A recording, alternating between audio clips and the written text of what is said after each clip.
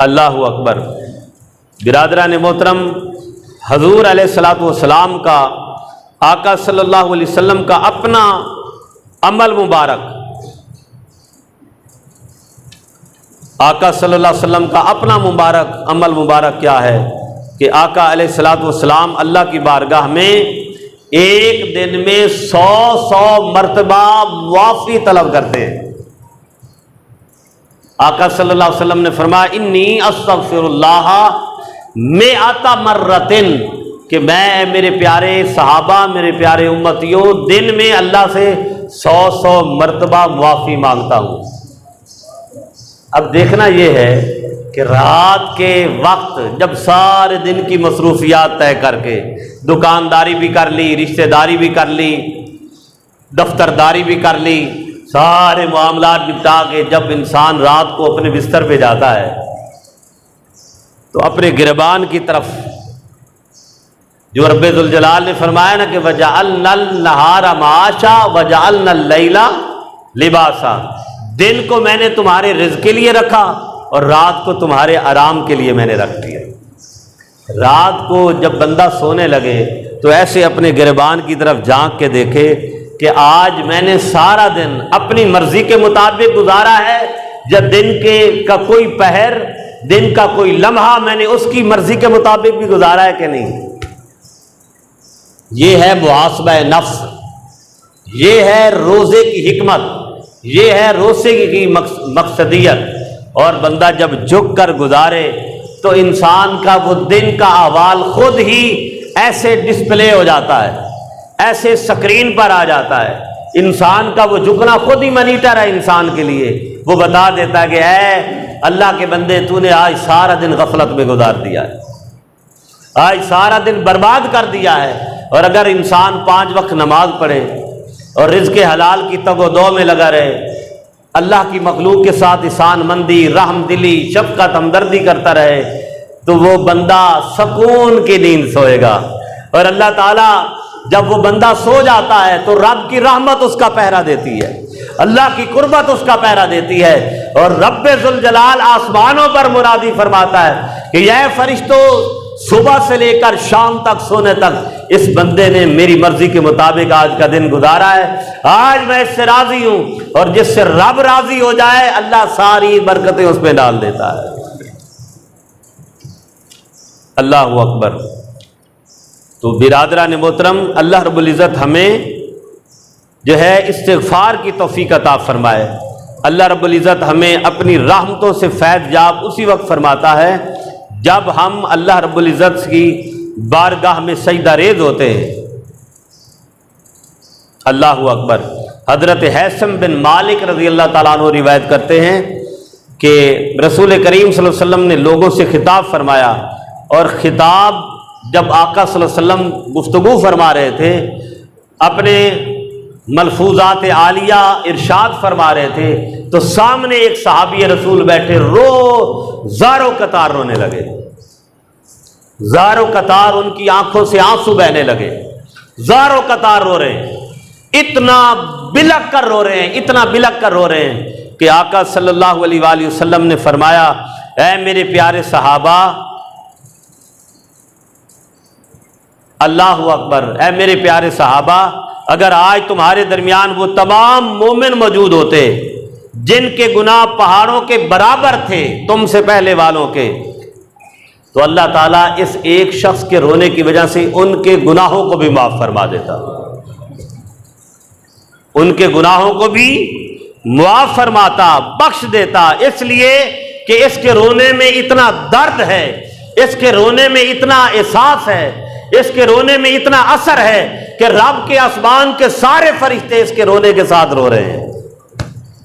یہاں سے یہ بھی پتہ چلا کہ ہم کتنے موجود ہوتے ہیں، کسی اجتماع میں، کسی نماز میں، کسی جگہ پر، کسی محلے میں، کسی معاشرے میں، یا کسی جگہ پر کتنے موجود ہوتے ہیں، اللہ تعالیٰ کسی ایک کی وجہ سے ساروں کے گناہ معاف فرما دیتا ہے۔ اللہ تعالیٰ کسی ایک کے چہرے کی وجہ سے ایک گھر میں رزق تقسیم فرما رہا ہوتا ہے، ایک معاشرے میں، ایک شہر میں، ایک ریاست میں اللہ تعالیٰ رزق کے دروازے کھول دیتا ہے، رزق کے دروازے کھول رہا ہوتا ہے کہ اللہ تبارک و تعالیٰ کو، اللہ رب العزت کو اس ایک رونے والے کی وجہ سے، ایک معافی مانگنے والے کی وجہ سے اپنی ساری مخلوق پر پیار آ جاتا ہے، اپنی ساری مخلوق پر اللہ رب العزت جو ہے راضی ہو جاتا ہے۔ اور برادران محترم، اللہ رب العزت جو ہے کتنا بے نیاز ہے۔ انبیاء علیہ السلام کے اگر ہم احوال پڑھیں تو حضرت نوح علیہ السلام نے جب 1000 سال تبلیغ فرمائی، 1000 سال تبلیغ فرمانے کے بعد پھر اللہ رب العزت نے زمین پر طوفان نوح بھیجا، پانی کا سیلاب بھیجا، طوفان بھیجا، اور وہ کنعان جو حضرت نوح علیہ السلام کا بیٹا تھا، اسے حضرت نوح علیہ السلام فرماتے رہے کہ بیٹے اللہ پہ ایمان لے آ، توبہ کر لے، معافی مانگ لے۔ تو اس نے کہا کہ نہیں، میں معافی نہیں مانگوں گا، یہاں تک کہ وہ پہاڑ کی چوٹی پر چڑھ گیا۔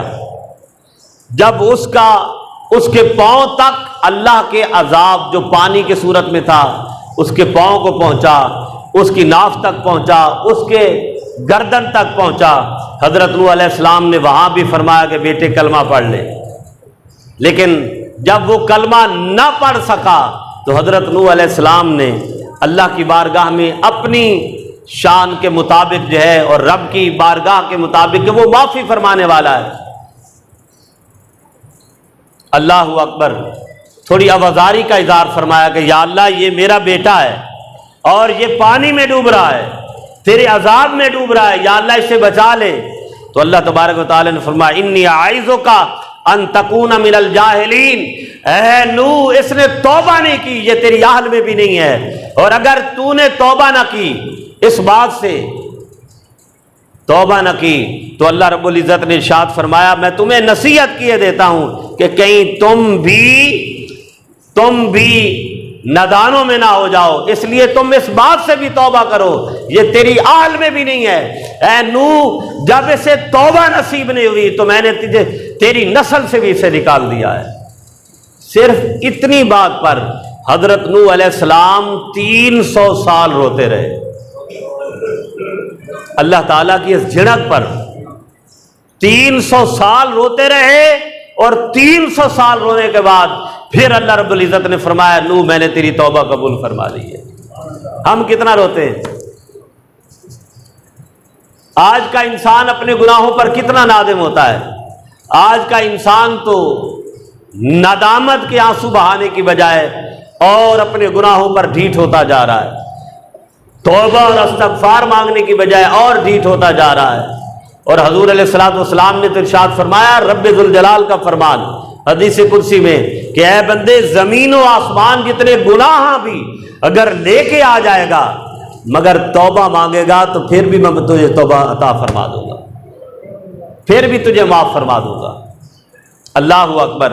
حضرت موسیٰ علیہ السلام کی، حضرت موسیٰ علیہ السلام کا جب دور ہے تو بارش نہیں ہوتی، بارش نہیں ہوئی تو حضرت موسیٰ علیہ السلام نے اپنی ساری قوم کو ایک چٹنیال میدان میں لے کے آئے، ایک میدان میں لے کے آ گئے کہ یا اللہ ہم پر قحط سالی کا خاتمہ فرما، ہمارے اوپر بارش فرما۔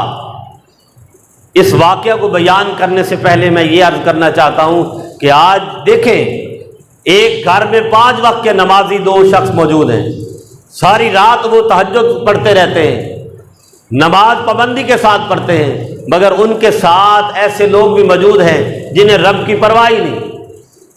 ہمارے محلے کے اندر، ہمارے شہر کے اندر گناہوں کی کثرت ہو رہی ہے، لیکن اللہ تبارک و تعالیٰ عبادت گزاروں کی عبادت کی وجہ سے ان کی عبادت میں بھی وہ تاثیر نہیں فرمائے گا جو تاثیر عبادت کرنے کی وجہ سے حاصل ہوتی ہے۔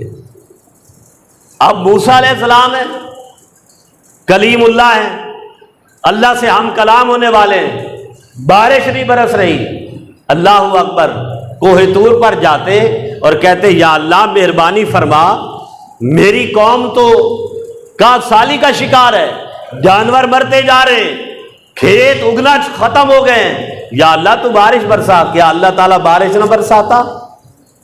بولیے، کیا اللہ تعالیٰ بارش نہ برساتا؟ رب ذوالجلال یقیناً بارش برساتا، مگر نہیں. حضرت موسیٰ علیہ السلام ساری قوم کو لے کے ایک میدان میں آ جاتے ہیں، اور میدان میں آ کے ساری قوم کو کہتے ہیں کہ آپ استغفار کرو، اللہ کی بارگاہ میں گڑ گڑاؤ، رو، تاکہ اللہ ہم پر راضی ہو جائے، اللہ ہم پر راضی اور خوش ہو جائے.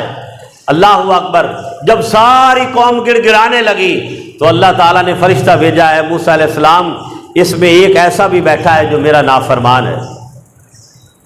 ساری قوم معافی مانگ رہی ہے، مگر ایک کی نافرمانی کی وجہ سے اللہ تعالیٰ ساری قوم پر اپنی برکت اٹھا رہا ہے، اپنی ساری رحمت اٹھا رہا ہے، اپنی رحمت کے دروازے بند کر رہا ہے. اللہ اکبر. بس وہ ایک شخص اللہ نے فرمایا اس تیرے اجتماع سے چلا جائے، میں بارش برسانا شروع فرما دوں گا. تو حضرت موسیٰ علیہ السلام نے اللہ اکبر اعلان فرمایا، کوئی تم میں اللہ کا نافرمان بیٹھا ہے جو اللہ تعالیٰ جس سے راضی نہیں ہے، اس کے گناہوں کی وجہ سے ہمارے اوپر رب کی رحمت بھی برسنا ختم ہو رہی ہے. تو اللہ اکبر. حضرت موسیٰ علیہ السلام کا اعلان سن کے وہ نافرمان شخص، وہ گناہ گار شخص اللہ کی بارگاہ میں رو پڑتا ہے، اس کی آنکھوں سے آنسو جاری ہو جاتے ہیں اور کہتا ہے یا اللہ ساری زندگی میری پردے داری رکھی ہے، آج بھی میرا پردہ رکھ لے، آج بھی میرے گناہوں سے پردہ پوشی فرما. وہ جو دعا مانگتے ہوئے اس گناہ گار کی آنکھوں سے آنسو نکلا، اللہ نے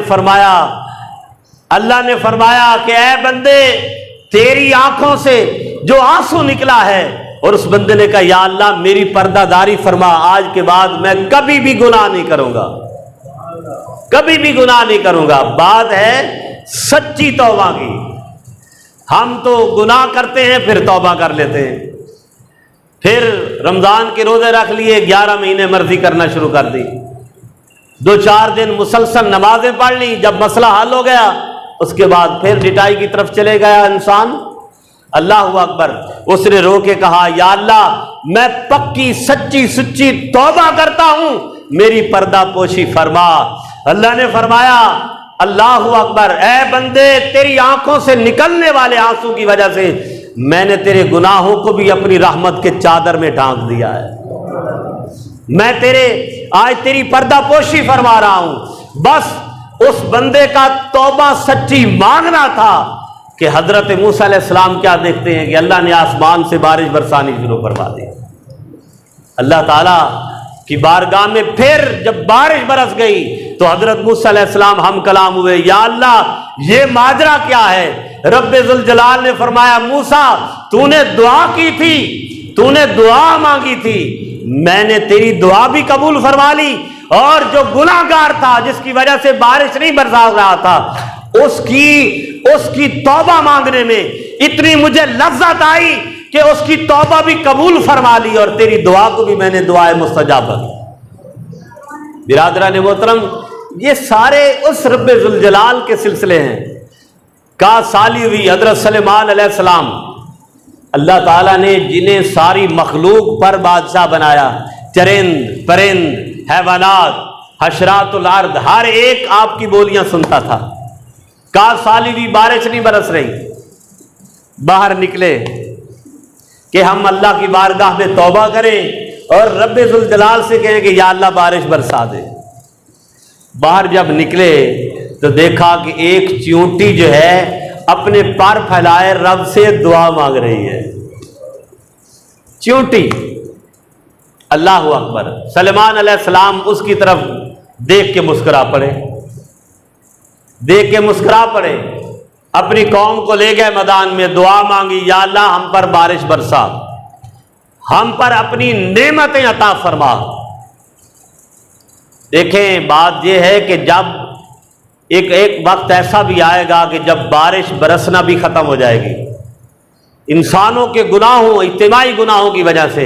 اس سے پہلے ہم اللہ کی بارگاہ میں جھک جائیں اور توبہ کر لیں. حضرت سلیمان علیہ السلام نے دعا کی.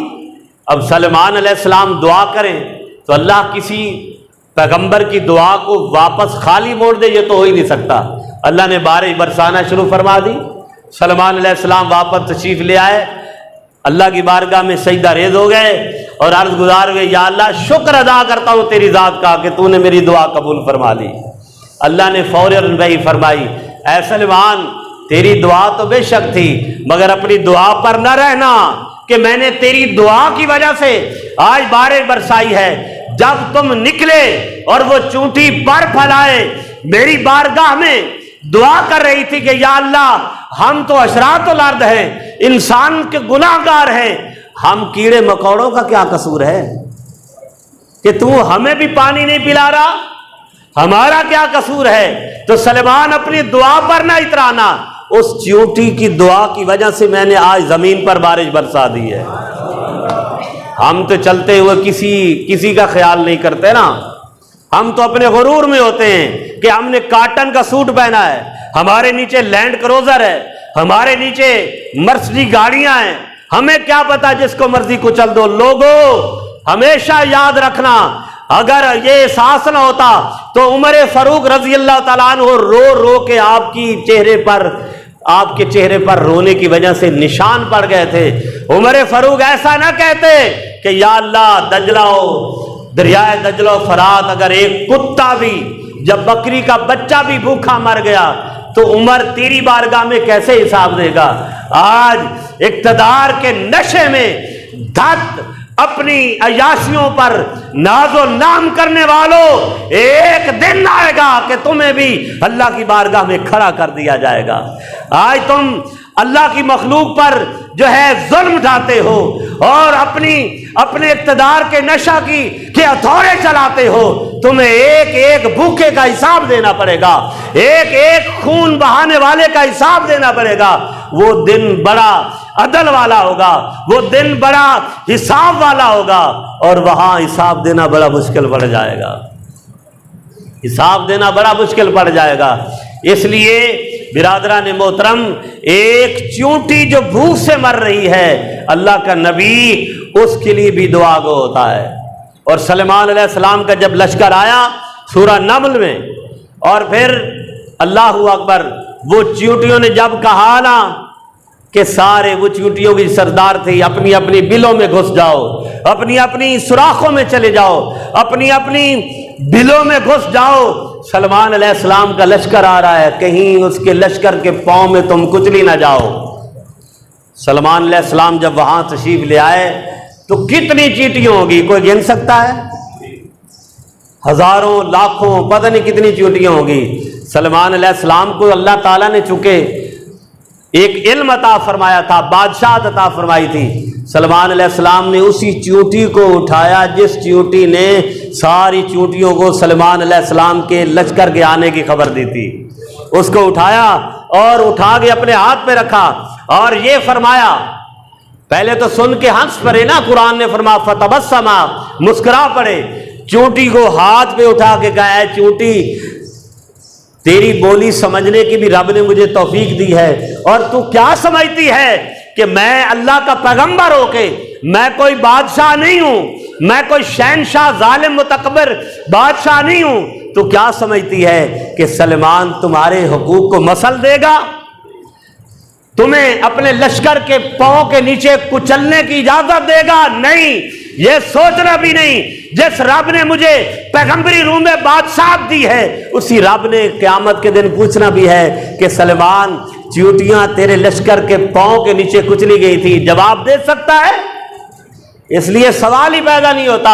اگر تو اپنے لشکر کو بلوں میں جانے کا نہ بھی کہتی تو پھر بھی سلیمان تمہاری حفاظت کر کے آگے اپنی منزل کی طرف روانہ ہو.